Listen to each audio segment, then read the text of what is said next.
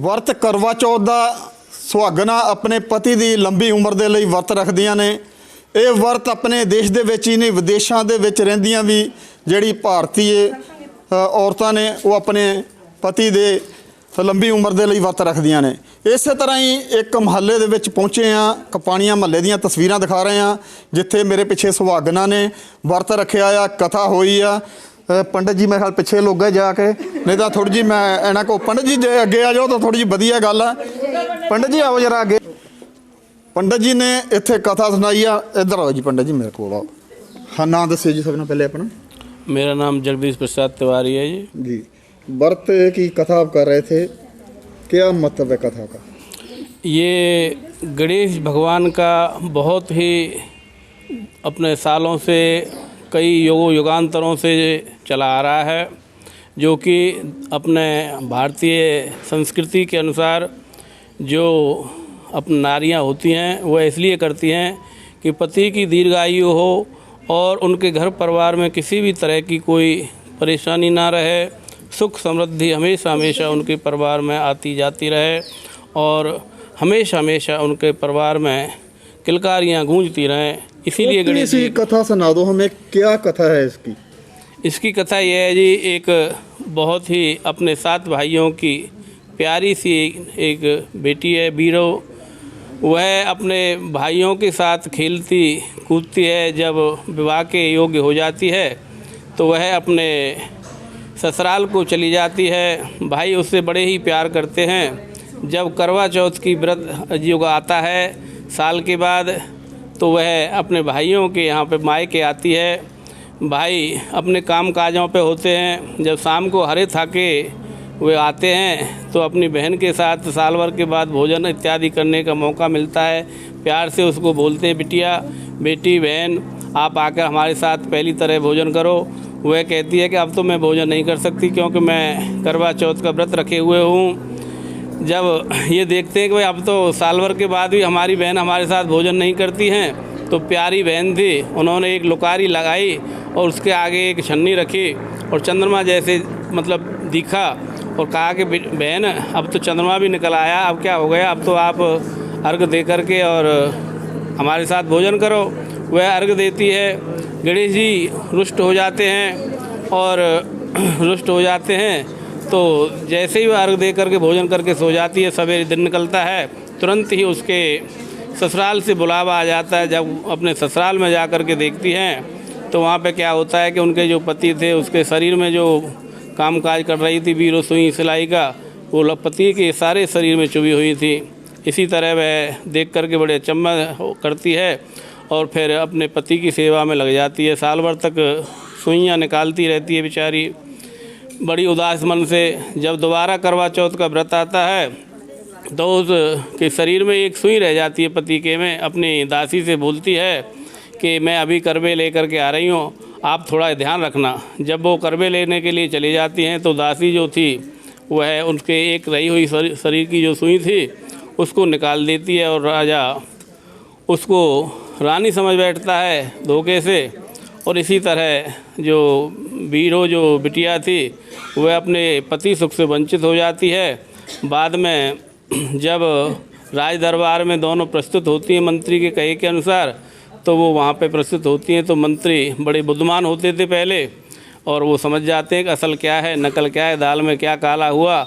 और फिर वह जो रानी थी असल बीरो बिटिया थी वह रानी बन जाती है और जो दासी थी वह दासी बनने का हुक्म देते थे राजा। इसी तरह ये कथा चली आ रही है वर्ष वर्षांतर से। तो पंडित जी साडे नाल मौजूद सी जिन्होंने इत्थे कथा की है, पिछे सुहागना ने। मैं थोड़ी थोड़ी सारे नाल जे गलबात करांगा। ਹਾਂਜੀ ਕੀ ਨਾਂ ਜੀ ਤੁਹਾਡਾ? ਸਾਨਿਆ। ਅੱਜ ਵਰਤ ਰੱਖਿਆ ਤੁਸੀਂ ਸਵੇਰ ਦਾ ਹਾਂਜੀ ਤੇ ਹੁਣ ਕਥਾ ਹੋਈ ਹੈ, ਹਾਂਜੀ ਕਿਸ ਤਰ੍ਹਾਂ ਲੱਗ ਰਿਹਾ ਜੀ?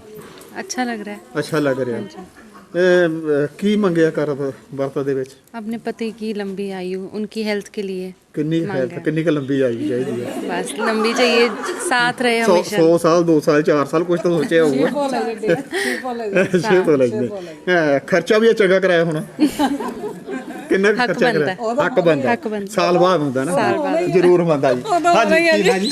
ਹਾਂਜੀ ਨਾਮ ਦੱਸੋ। ਮੈਂ ਰਜਨੀ ਮਰਵਾਹਾ। ਹਾਂਜੀ ਇਹ ਅੱਜ ਵਰਤ ਤੁਸੀਂ ਵੀ ਰੱਖਿਆ ਹੈ, ਹਾਂਜੀ ਹਾਂਜੀ ਕਥਾ ਸੁਣੀ ਹੈ ਇੱਥੇ, ਕਿਸ ਤਰ੍ਹਾਂ ਲੱਗ ਰਿਹਾ? ਬਹੁਤ ਅੱਛਾ ਲੱਗ ਰਿਹਾ ਜੀ। ਸਾਰੇ ਕਿੰਨੇ- ਮਹੱਲੇ ਵਾਲੇ ਸਾਡੇ ਪੂਰੇ ਇਕੱਠੇ ਹੋਏ, ਸਾਰੀ ਫੈਮਿਲੀ ਇਕੱਠੀ ਹੋਈ ਹੈ ਜੀ। ਬਹੁਤ ਵਧੀਆ ਲੱਗ ਕਿੰਨੇ ਰਿਹਾ। ਸਾਲ ਹੋ ਗਏ ਤੁਹਾਨੂੰ ਅੱਜ ਵਰਤ ਰੱਖਦੇ ਹਾਂ ਤਕਰੀਬਨ? ਸਾਨੂੰ ਹੋ ਗਏ 36 ਸਾਲ ਹੋ ਗਏ ਜੀ। ਫਿਰ ਤਾਂ ਐਕਸਪੀਰੀਅੰਸ ਚੰਗਾ ਹੋ ਗਿਆ। ਹਾਂਜੀ ਹਾਂਜੀ ਕੀ ਐਕਸਪੀਰੀਅੰਸ ਹੈ ਮਿਲਿਆ ਤੈਨੂੰ? ਨਹੀਂ ਬਹੁਤ ਅੱਛਾ ਮਿਲਿਆ। ਅੱਛਾ ਸਭ ਮਿਲਿਆ। ਪਰਮਾਤਮਾ ਦਾ ਆਸ਼ੀਰਵਾਦ ਆ, ਭਗਵਾਨ ਦਾ ਸਭ ਤੇ ਰੱਖੇ, ਬਸ ਸਭ ਖੁਸ਼ ਰਹਿਣ ਸਾਰੇ ਖਰਚਾ ਜਣੇ। ਖੁਰਚਾ ਵੀ ਕਰਵਾਉਂਦੇ ਹੋ? ਬਹੁਤ ਆ ਜੀ, ਖਰਚਾ ਤਾਂ ਪਹਿਲਾਂ ਜੀ। ਹਾਂਜੀ ਕੀ ਨਾਂ ਜੀ? ਮੁਸਕਾਨ। ਮੁਸਕਾਨ ਜੀ ਅੱਜ ਵਰਤ ਰੱਖਿਆ ਤੁਸੀਂ? ਹਾਂਜੀ, ਹਾਂਜੀ। ਸੱਜ ਸਵਜ ਕੇ ਆਏ ਹੋ ਐਨ ਸੋਹਣੀ ਆ ਬਿਲਕੁਲ ਭਾਜੀ ਹਾਂਜੀ, ਨਾਲ ਲੈ ਕੇ ਆਏ ਹੋ। ਹਾਂਜੀ। ਕਿਸ ਤਰ੍ਹਾਂ ਲੱਗਾ ਤੁਹਾਨੂੰ ਅੱਜ बहुत अच्छा लग रहा है। ਵਰਤ? ਕਿੱਦਾਂ ਰੱਖਣਾ ਚਾਹੀਦਾ ਸਾਰਿਆਂ ਨੂੰ ਇਹ? ज़रूर रखना चाहिए, ज़रूर रखना मैरिड चाहिए। को तो ज़रूर रखना चाहिए। ਤੁਹਾਡਾ ਕਿੰਨਾ ਵਰਤ ਹੈ ਜੀ? मेरा 13th है। ਠੀਕ ਹੈ। ਕੀ ਮਹਿਸੂਸ ਹੋ ਰਿਹਾ ਜੀ?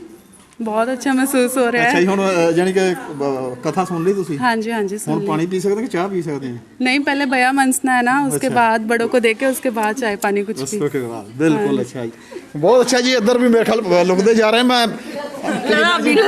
ਕੋਈ ਨਹੀਂ। ਹਾਂਜੀ की ने ਲਤਾ ਜੀ, ਲਤਾ हाँ जी अज किन्नवा वर्त है जी? किन्ने में रखे हुए करिए ਮੇਰਾ ਵਰਤ ਹੈਗਾ याद करके 32 ਸਾਲ ਹੋ ਗਏ। 32 साल 25 ਤੋਂ ਉੱਤੇ 32 ਹੋ ਗਏ। ਹਾਂਜੀ। ਪਰਮਾਤਮਾ ਕਰੇ ਇਦਾਂ ਹੀ ਹੋ ਏਦਾਂ ਹੀ ਹੋਣ। ਹਾਂਜੀ ਹਾਂਜੀ ਰਹਿੰਦੀ ਦੁਨੀਆ ਤੱਕ ਰਹਿਣ ਜੀ, ਜੀ ਇਹਨਾਂ ਦੀ ਲੰਮੀ ਲੰਮੀ ਉਮਰ ਹੋਵੇ। ਜੀ।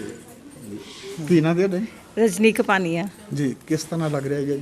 ਬਹੁਤ ਵਧੀਆ ਲੱਗ ਰਿਹਾ ਜੀ। ਜੀ ਪਰਮਾਤਮਾ ਕਰੇ ਜਿੰਨੀ ਦੇ ਸਾਡੀ ਜ਼ਿੰਦਗੀ ਹੈ ਅਸੀਂ ਹਮੇਸ਼ਾ ਵਰਤ ਰੱਖਦੀਆਂ ਰਹੀਏ ਇਦਾਂ ਹੀ। ਪਤੀ ਦੀ ਲੰਬੀ ਉਮਰ ਉਨੀ ਹੁੰਦੀ ਰਹੇ। ਹਾਂਜੀ ਕਿੰਨੀ ਕੁ ਜਿੱਦਾਂ ਲੰਬੀ? ਗੋਰਜਾ ਮਾਤਾ ਦਾ ਸੁਹਾਗ ਹੈ, ਸਾਡਾ ਸੁਹਾਗ ਵੀ ਉੱਡਾ ਹੀ ਪਰਮਾਤਮਾ ਬਣਾਵੇ। ਹਾਂ ਜੀ ਜ਼ਰੂਰ ਮਹਾਰਾਜ ਨੇ ਰੱਖਿਆ ਉਹਨਾਂ ਨੇ। ਰੱਖਿਆ ਹੋਇਆ। ਬਹੁਤ ਬਹੁਤ ਸ਼ੁਕਰੀਆ ਜੀ। तो कुछ इधर मैं गलबात थोड़ी जी करांगा जरूर इधरले पासे भी। हाँ जी की ना जी? ਮੰਜੂ ਗੁਪਤਾ। ਵਰਤ ਰੱਖਿਆ ਤੁਸੀਂ ਅੱਜ, ਹਾਂਜੀ ਹਾਂਜੀ ਕਿਸ ਰੱਖਿਆ ਜੀ। ਤਰ੍ਹਾਂ ਲੱਗਿਆ ਜੀ? ਬਹੁਤ ਵਧੀਆ ਲੱਗਿਆ, ਬਹੁਤ ਇੰਜੋਏ ਕੀਤਾ। ਕਥਾ ਸੁਣ ਲਈ? ਹਾਂਜੀ ਸੁਣ ਲਈ ਜੀ। ਕੱਲਿਆਂ ਨੇ ਰੱਖਿਆ ਕਿ ਮੀਆਂ ਨੇ ਵੀ ਰੱਖਿਆ ਨਾਲ?